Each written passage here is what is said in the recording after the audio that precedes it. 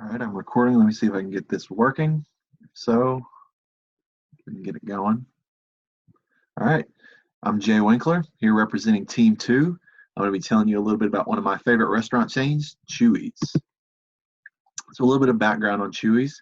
Chuy's operates in the restaurant service industry. They are a Tex-Mex restaurant chain. They were founded in Austin, Texas in 1982. And they operate 100 restaurants across 19 states with an average annual unit volume of $4.3 million. So we looked into the Porter's five forces, and we've determined that their strategy needs to be mainly related to their competition, their consumers, and the substitutes in this industry. So looking at the five forces breakdown, the threat of new entrants in this industry is moderate. Profitability is not affected greatly, but because there are always new people coming in and out of the industry, even though there is a lot of capital expense required to get into the industry, it's still very attractive and still very in demand. So there's still people coming in, so that will slightly decrease profitability of the industry as a whole. Supplier power, definitely low. Restaurants can choose to source their ingredients from national, local, many different providers. They have options. Profitability increases from an industry perspective there. Buyer power in this industry is high. Profitability definitely decreases. Based on that, us as consumers, we can choose whatever restaurants we like to go to. We have all sorts of options and minimal switching costs. So the rivalry within this industry is also pretty high. Chuy's has to compete with very similarly set up restaurants, the typical casual sit-down style restaurant. They have to compete with them on price, otherwise they risk being undercut. So profitability decreases there. And the threat of substitutes in this industry is high. Depending on how you want to define the industry, even if you want to narrow it all the way down to, say, Mexican restaurants and say Chuy's has to compete in that realm, well, then every other kind of restaurant then becomes a substitute, Japanese food, pizza, whatever you like. But then also you can zoom all the way out of that and say Chuy's even has to compete in terms of substitutes with people going to the grocery store and cooking food themselves. So we as consumers have a lot of options as where we get our food. So industry profitability decreases from a substitute standpoint. So Chuy's current growth strategy, they have four main current strategies. They're pursuing new restaurant development in major markets. They're backfilling and trying to add additional locations in existing markets to try to make their brand even bigger. They're trying to deliver consistent same-store sales. They don't want a lot of variability between locations, and they're just trying to provide high-quality food at a good value, which I believe they're already doing. And they're trying to leverage all the infrastructure that they have already built. So overall, Chuy's value increases as its growth increases, and as they look to continue to expand, their profitability should do the same. And based on all of this qualitative analysis, we believe that the return on equity might fall behind the cost of equity capital on a 1-year horizon, but it should exceed its cost of equity capital on a 5-year horizon. So now let's get into the quantitative stuff. So here we have a chart listing all of Chuy's ratios over the last 5 years. And to examine Chuy's historical financial performance, we compared their financial ratios over the last 5 years.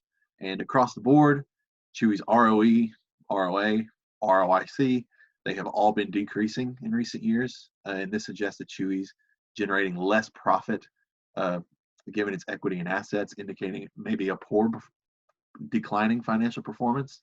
The profit margins have also dropped, indicating an increase in expenses relative to revenue. Chuy's efficiency in using its assets has also decreased over the years. Its asset turnover ratios have decreased, suggesting that Chuy's is less efficient at generating revenue using its assets. And the fixed asset turnover ratios have also decreased, but this may be due to investments rather than poor financial performance, given that Chuy's fixed assets have actually been growing faster than their revenue in recent years. So a competitive analysis of the industry overall.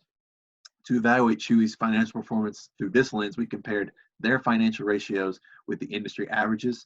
To determine those industry averages, we identified 5 of Chuy's competitors. You have Dine Brand Global, who operate Applebee's and IHOP, Del Frisco's Restaurant Group, Darden Restaurants, The Cheesecake Factory, and Chipotle Mexican Grill. The average financial ratios of these 5 competitors, we use those as the benchmarks to determine the industry averages to evaluate Chuy's performance. And overall, compared to its competitors, Chuy's ROE and ROA are roughly on par with the industry average. However, the ROIC is well below the average, suggesting that Chuy's is generating less profit given its invested capital at just about 1%. Not only that, but Chuy's has a low ROIC, but they also have a low profit margin at just 1%. But interestingly, if you look at the profit margin of the entire industry, that's only about 2%, which suggests that overall, this is really just not a very profitable industry and is more about volume. In terms of how efficient Chuy's is at using its asset turnover ratio is slightly above the industry average, which suggests that Chuy's is more efficient at using its assets to generate revenue. However, its fixed asset turnover ratio drops well below the industry average, which suggests that Chuy's has a higher proportion of its assets being PP&E compared to its competitors. And we look here at a valuation. We use an NPV and discounted cash flows model. And when we compared our forecast over the next few years with some of the analyst forecasts, we took a little bit more into account the current coronavirus pandemic, especially when looking at specifically 2020. So that's where our main difference in assumptions comes from. But overall, based on a 7.1% WACC, which is Chuy's current WACC they've been using, through 2024, they net a positive valuation of $9,540. All of these numbers are in thousands as well. So that's about a $9 million NPV positive. And even if we use a sensitivity analysis and looked at WACCs up to about 10%, all of which netted up still a positive NPV. So overall, we believe that Chuy's is actually a wise investment going forward. So like I said, our final recommendation is to increase investment in Chuy's. The positive NPV value maintained even after doing a sensitivity analysis. In addition, we believe that Chuy's stock is likely very undervalued at the moment, considering that they're planning expansions in the future, which makes Chuy's a very impressive investment right now. However, obviously there are always risk factors. First of all, you have the current uncertain and declining economic conditions that we're looking at right now during this coronavirus pandemic. It's unclear exactly when all of this is going to clear up, so that has to be taken into account. Increased competition in the restaurant industry is always a factor. As I said, restaurants move in and out. There's constantly new blood coming into the industry. Changes in consumer preferences also often come up, and like health food trends of the last 20 years or so have made some types of food near obsolete and have definitely created entirely new industries in the wake. Customers' budgeting constraints are going to change in the wake of coronavirus. They might not be able to spend as much as they want to when they go out like they used to. Customers' acceptance of the Chuy's brand in new markets is going to be critical as we move into new places and try to compete with the established brands that are already there. We're going to have to try to siphon off some of that market share. Customers could fail to accept some menu price increases that might be necessary as we continue to expand and given the current economic situation. Overall, though, it really just matters that Chuy's reputation and perception in the eyes of customers remains positive, and that their offerings are well accepted, and then consumers have very nice experiences dining in all of the Chuy's restaurants moving forward. And that is it. Thank you very much. And we should all probably go grab a margarita once this pandemic is over.